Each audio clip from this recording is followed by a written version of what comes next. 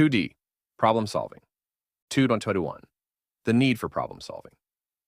To inquisitive scientists, questions about the structure or behavior of the universe are problems to be solved, and every problem has its own unique solution.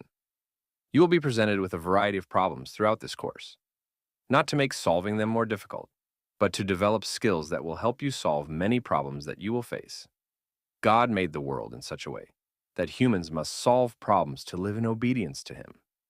He made humans with the ability to solve these problems.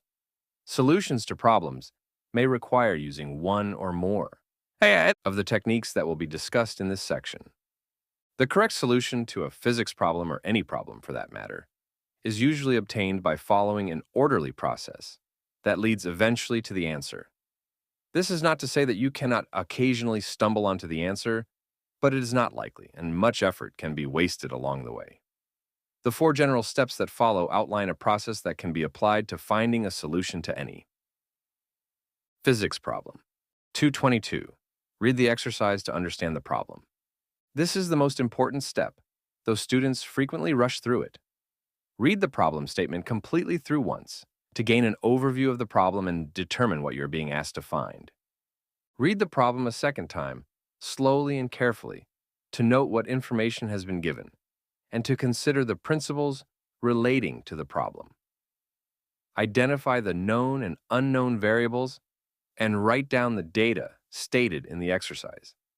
Also, watch for information that has nothing to do with solving the problem.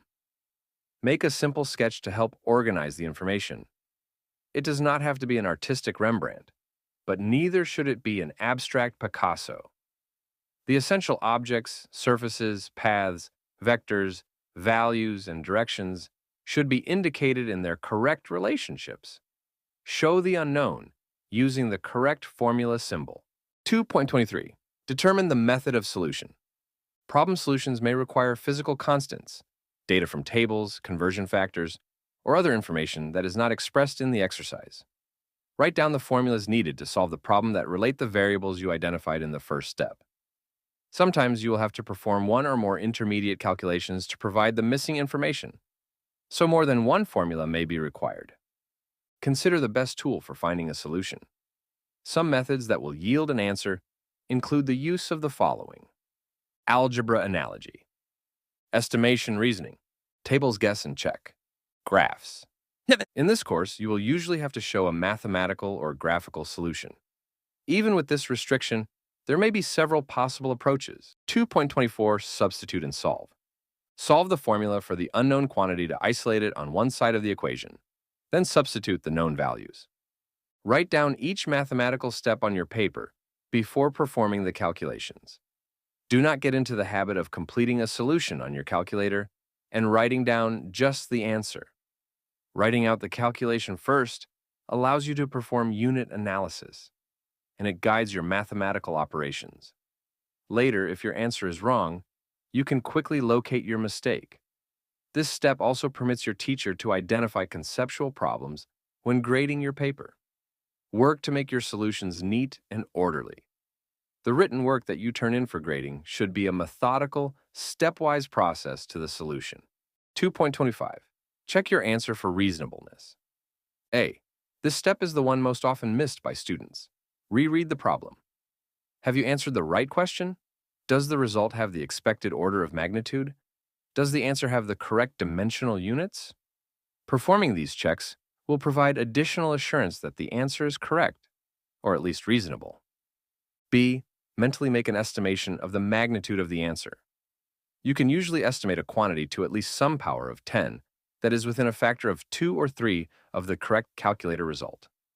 This kind of estimation is often called an order of magnitude estimation. C.